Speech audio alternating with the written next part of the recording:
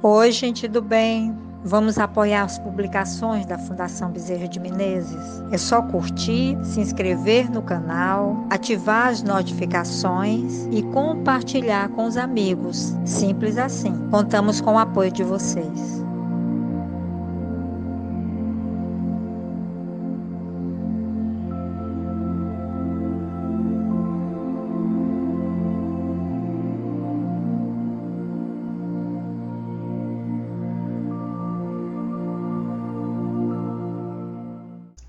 Olá a todos os nossos irmãos, irmãs, amigos e amigas. Hoje, com muita alegria, estamos aqui reunidos para dar continuidade ao estudo do Evangelho segundo o Espiritismo, que continua no capítulo 13, que a mão esquerda não saiba o que faz a direita, e o item 9, a caridade material e a caridade moral, que é de autoria da irmã Rosália, em Paris, no ano de 1860. Amemo-nos uns aos outros e façamos aos outros o que quereríamos que nos fizessem. Toda a religião, toda a moral se encerram nestes dois preceitos. Se eles fossem seguidos na terra, seríeis todos perfeitos. Não haveria ódios, ressentimentos, eu diria mais, não haveria pobreza. Pois do supérfluo da mesa de cada rico, muitos pobres se alimentariam e vós não veríeis mais, nos sombrios bairros em que morei durante a minha última encarnação, pobres mulheres levando consigo miseráveis filhos carentes de tudo. Ricos, pensai um pouco nisso, ajudai o melhor possível os infelizes, dai para que Deus vos retribua um dia o bem que houverdes feito, para que encontreis ao sair de vosso envoltório terreno, um cortejo de espíritos reconhecidos, que vos receberão no limiar de um mundo mais feliz. Se pudesseis saber a alegria que experimentei reencontrando no além aqueles a quem pude beneficiar em minha última existência.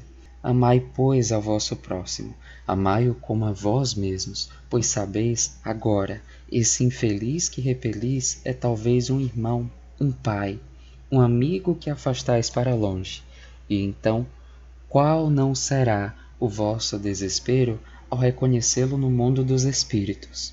Quero que compreendais bem o que pode ser a caridade moral, essa que todos podem praticar, que materialmente nada custa e, entretanto, é a mais difícil de se colocar em prática. A caridade moral consiste em vos suportardes uns aos outros, e é o que menos fazeis nesse mundo inferior em que estáis momentaneamente encarnados.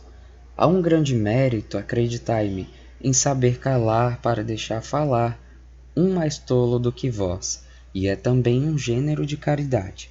Saber ser surdo quando uma palavra irônica escapar de uma boca habituada a escarnecer, não ver o sorriso desdenhoso com que vos recebem as pessoas que muitas vezes, erradamente, se julgam superiores a vós, enquanto que na vida espiritual, a única verdadeira, elas estão muitas vezes bem longe disso. Aí está um mérito, não de humildade, mas de caridade, pois não se incomodar com as faltas alheias é caridade moral.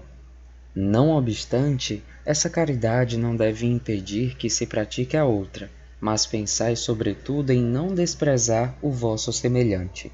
Lembrai-vos de tudo o que já vos disse. É preciso sempre recordar que no pobre repelido pode estar, talvez, um espírito que vos foi caro e que se encontra momentaneamente em uma posição inferior à vossa. Eu revi um dos pobres de vossa terra, a quem pude felizmente beneficiar algumas vezes, e a quem me cabe agora implorar por minha vez. Lembrai-vos de que Jesus disse que somos todos irmãos, e pensai sempre nisso antes de repelir o leproso ou o mendigo. Adeus. Pensai naqueles que sofrem e orai. Agora vamos aos nossos comentários. A caridade material é essa que se dá do que se tem. É quando nós separamos uma determinada porcentagem dos nossos bens, sejam eles quais forem, para que possam ser destinados às necessidades de outras pessoas ou às necessidades de uma determinada instituição. É quando, por exemplo, fazemos a doação de um alimento, quando doamos uma roupa, quando doamos uma quantia em dinheiro. Tudo isso faz parte da caridade material, ou seja, ela é essa mesma que dá do que se tem, quando nós tiramos do que possuímos para que as necessidades de outrem sejam supridas de alguma forma. Nós ainda vemos nos inúmeros contextos e desdobramentos da sociedade que existem muitas pessoas que têm muito e existem muitas pessoas que têm pouco.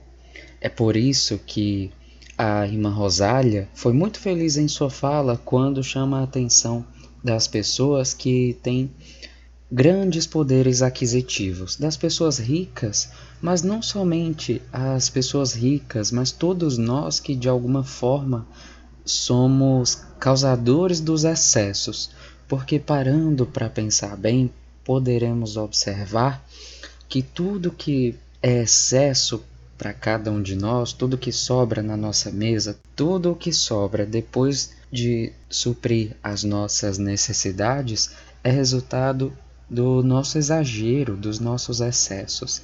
E é importante nesse sentido observarmos que todo o excesso que possuímos falta para alguém.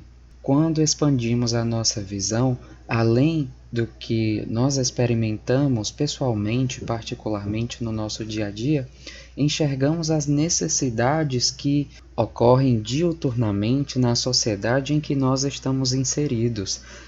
É necessário, portanto, buscarmos as formas da caridade material, porque existem e nós estamos inseridos em um contexto material, no sentido das necessidades básicas da carne, da matéria. E com certeza encontraremos alguma possibilidade de nos empenhar na prática da caridade material de acordo com o que nós possuímos.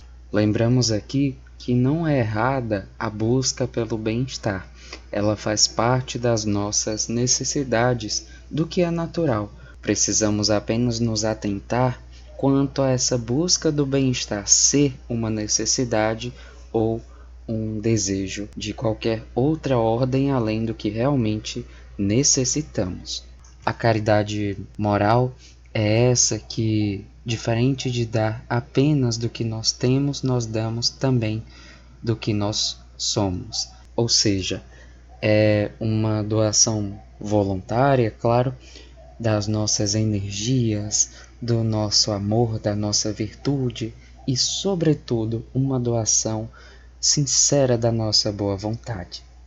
É quando nós nos desapegamos das possibilidades materiais, não porque não sejam importantes, porque são importantes, mas enxergamos além das possibilidades da caridade material a necessidade da caridade moral.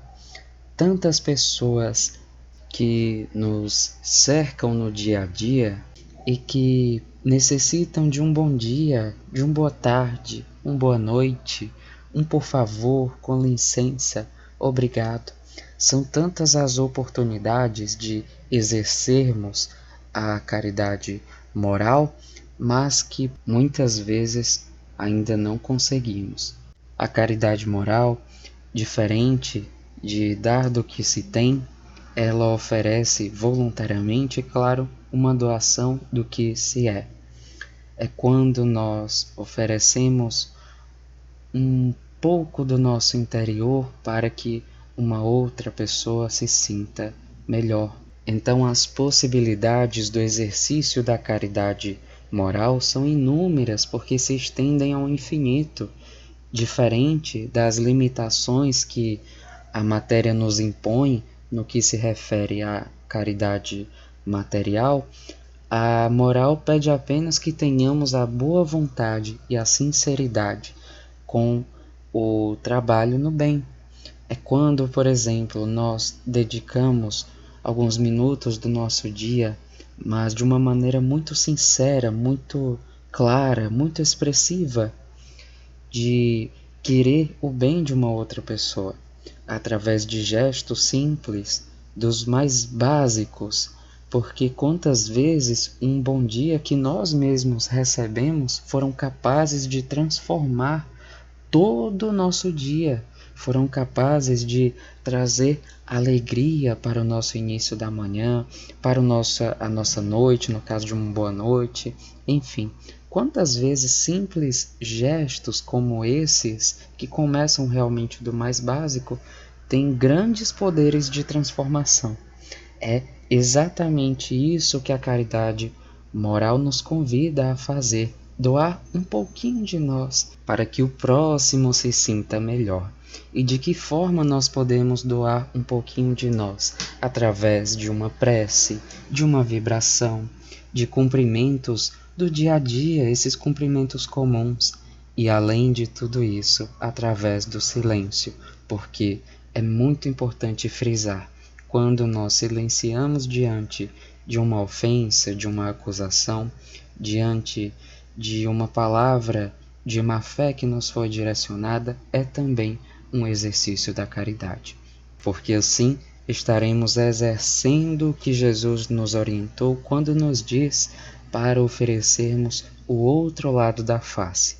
Busquemos, portanto, exercer não somente a caridade material e não somente a caridade moral, mas uma a outra, buscando, sobretudo, a aquisição de novas virtudes e o desenvolvimento das nossas potencialidades de espíritos imortais que somos. E tudo isso vai nos levar a amar ao nosso próximo como a nós mesmos, ou seja, a fazer o bem e não fazer o mal, a fazer tudo o que nós gostaríamos que nos fosse feito.